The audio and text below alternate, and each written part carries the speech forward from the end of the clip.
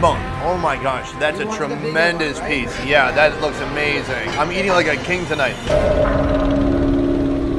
In this part of Bangladesh, there's a unique celebration performed to commemorate birthdays, marriages, or death anniversaries.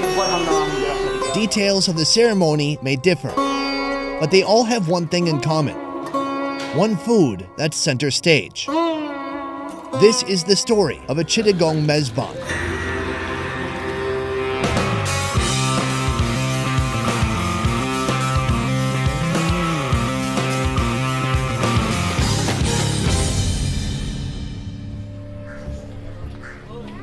Chittagong Mezbon episode, introduction, take one. Thank you for having us. Oh, it's my pleasure. You are our kind of contact here in Chittagong, who's linking us up to this incredible celebration called a mezbon. My sidekick, have you ever been to a mezbon? I always wanted to be one, but I never got invited to one. It's specific to the people of Chittagong, right? Yes, it's basically Chittagongian tradition. What kind of activity should we be expecting? We have got the cow and all. It's gonna be slaughtered. Then we start the cooking part. It's gonna be for a huge crowd. So, like 100 people. 7,000 to 8,000 people. How do you have space for that many people? It's gonna be in the field. The purpose is to celebrate a death anniversary. Yes. The idea is to feed your family, your friends, but also less fortunate people. Yes. Let's check it out.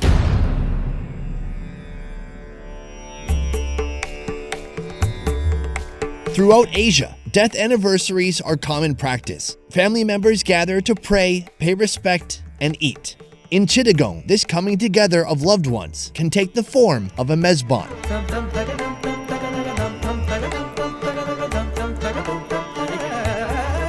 The mezbon is a celebration centered around food. The event worth celebrating can be just about anything, from the naming of a newborn to the purchase of a new home. Today's food prep will take place in the rented kitchen of an event center, a place where thousands of mezbons have been prepared before. But a proper mezbon requires certain cooking skills. You need the appropriate people to do the job: a butcher to slice and dice the beef, someone to peel the vegetables and pound and grind the spices. Then, leading this brigade, you need a captain, a head chef in charge of ensuring these hundreds of pounds of beef will be cooked on time and at the same time for tonight's family feast. The cow has just been slaughtered. I'm just curious, with the mezbon, what is the significance of the cow in Bangladesh? Slaughtering the cow is a significance because we do it on special occasions like mezban And Eid, we have a occasion, it's called Eid al-Azha. Every family slaughter at least one animal. It's either a sheep or a goat or a cow. Would the cow be the most meaningful? It's the most popular one. Yes, it's very expensive here. Most people cannot afford that. Right. It's about giving, okay, it's about sacrifice. What we do, we slaughter the meat. 1/3 of the meat we keep to ourselves. The other 1/3 we give to our relatives. And the last 1/3 we distribute it to the poor people. To the poor people, yes. Can you tell me more about Eid celebrations that you've experienced? Oh man, streets go red, everything, like our sewage system's pretty bad, and it rains a lot, especially during that time. And then Dhaka is a city of blood. Wait, it, Oh. what? Oh. Moving, Still yeah. beating. Okay, we should go. Yeah, okay. Cooking will last for 5 to 6 more hours. While they work, I've been invited to visit the grave of the man being honored today. Boom! What are we doing? Basically, I stopped here to show you the gate. Is this like a public advertisement? Yes. Does it have an address on here? Yes, the address and the person's name and the date. So the public, anybody walking around can see this and attend and get some food. Yes. Oh, that's so cool. Like, it's like the next level. If you can see, it's written in the memory of Professor Allama Muhammad Jalaluddin Muhammad Qadri Rahmatullah Alayhi. The deceased was an important figure in Chittagong and Bangladesh, both as the dean of a university and as a religious leader known in many parts of the world. So today's mezban is for him. These days, his children, students, and followers pay respect to him by organizing and attending the mezban in his name. How long has it been since his death? Third year. And do you do it for 3 years? Or how many years? Forever? Forever, yes. Oh, wow. How many mezbans do you attend a year? Every month we get 1 or 2 invitations. So you can't make all of them. No, you can't not go to all of them. No.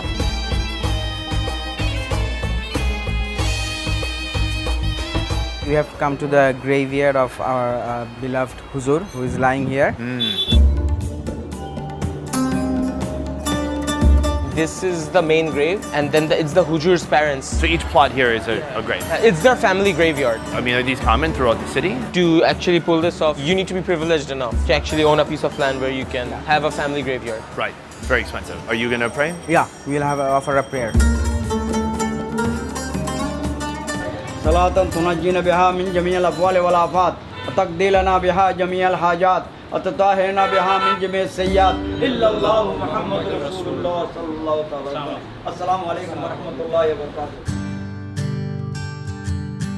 Just across the street from here, the university founded by the man we honor today. The same place where thousands will gather tomorrow on campus and beyond. We are in the field next to our house. Here will be the main program for the 7,000 people. But we will be having another one at our home. There will be approximately 500 family members and close friends. And here will be for Mass. Due to a delay in the Mezban schedule, I'm gonna miss the huge event, but we'll be able to make tonight's family feast. Right now, they're only about halfway through building the structure. So by tomorrow, this whole thing's gonna be covered, and inside, it's just gonna be packed with people. Yes, there will be carpets, lights, fans, and tables and chairs. So 7,000 people will be having meal here. Incredible.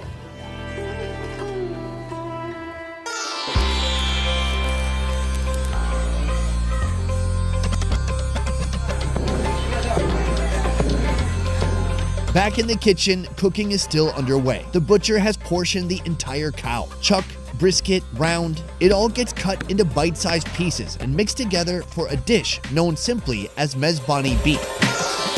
The beef is added to a large steel pot known as a dekchi, the usual go-to for large-scale cooking in Bangladesh. The chef adds turmeric, chili powder, cinnamon, minced garlic, almond paste, cumin paste, and this. Talk about layering flavors, and he's just getting started. Next, he hits it with bay leaves, onions, top that with mustard oil, salt, then soybean oil, which he used to fry the onions. Add those in too. Finally, green chilies and water. Dish 2, prepared in a similar style but with big chunks of bottle gourd, a lighter variety of mezbani beef. Last, a special cameo, nihari, a stew cooked with tons of spices, beef bones, bone marrow, and rice. All the pots are moved over the fire for hours of cooking.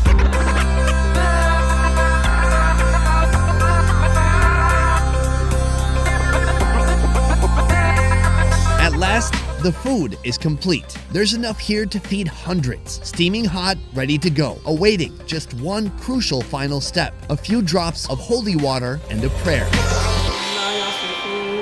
وسلام على المرسلين والحمد لله رب العالمين سيدنا ومولانا والجانا وعلى آله وأصحابه إلا الله محمد رسول الله. Now we can finally sample the fruits of today's difficult labor. Right now, we're actually on the transportation vehicle because we want to get a taste before 500 other people. Yes. It looks stunning. Yeah. Yeah. Oh. Super hot. It's incredible. That whole cow fit into 2 of those dekchis. When you saw it walk in here, did you think it would fit into basically a pot and a half? I thought we'd need a few deck cheese. Right. I'm gonna go just a little piece of beef, no rice. For the final meal. Wow, the beef, it's stunning. It falls apart in your mouth. The fat has just completely rendered down. It's super juicy and tender, and when you like bite in, it's like a burst of flavors. Spices, everything, that masala, oh man. And then here I got some of the sauce, the gravy. Oh, it's so hot. I don't know how you do this. Are your fingertips burning? Yeah, but no, just mix it. Mix it like this. Get a chunk of meat in there. Make a ball. Make a ball. Yeah. Make a ball. I got a little ball. Put it in your mouth. Exactly. Oh my God, every part of this is stunning. It's so delicious. The gravy soaked into the rice. There's a ton of turmeric. Yes. I think we're causing a traffic. We gotta go. The mezbani beef, confirmed, amazing. But all this food still needs to make its way to the home where the mezbani will take place. Transporting these giant pots is already hard enough, but getting through the city's traffic will be a miracle in itself.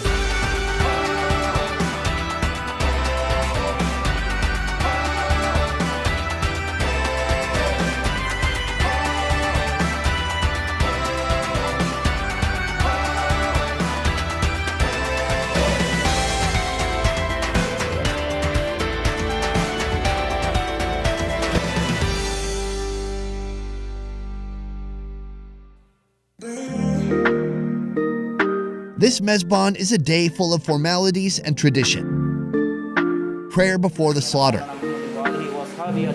Prayer before the food can be served.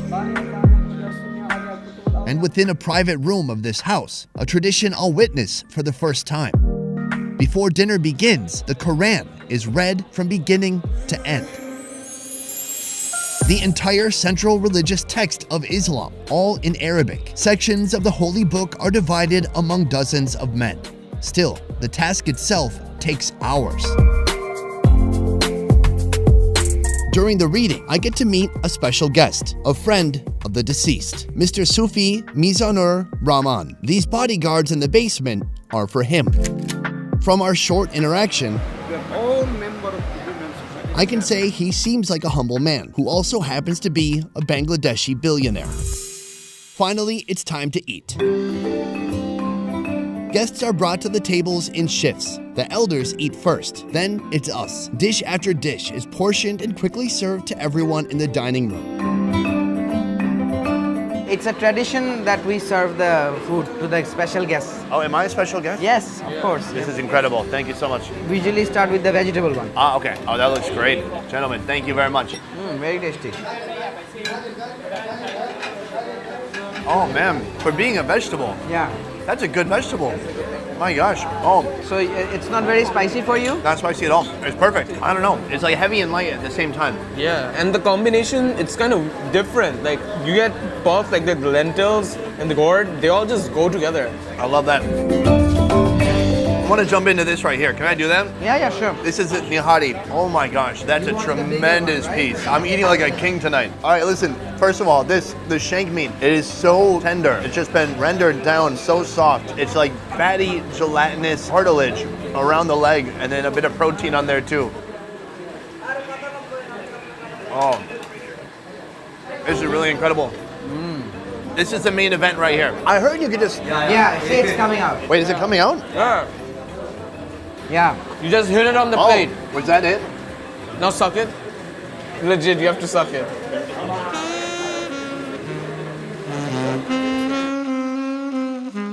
It's empty. No, you have to do it like pro, like that was us. Nothing. I can get another one for you. Don't worry about it. All good. I wanted to ask you some other questions. Yes, please. I'm curious, what are some misconceptions about Bangladesh that just drive you insane? First of all, people think that we are very poor, and since we are Muslim majority, people think that we are terrorists. That would drive me insane too. I mean, I can say I've been now to many Muslim countries, and I found the hospitality in all of them to be outstanding, well beyond anywhere else I've been in the world. If you study Islam, one of the best good deeds you can do is being a host. We don't turn away people who come to us. We will always help them.